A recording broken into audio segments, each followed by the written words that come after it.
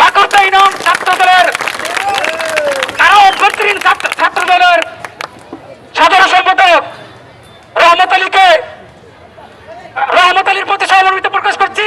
কারণ এই ছেলে প্রত্যেককে আমার সাথে ব্যারিস্টার যতগুলো অর্ডার দিয়েছেন সে পালন করছেন।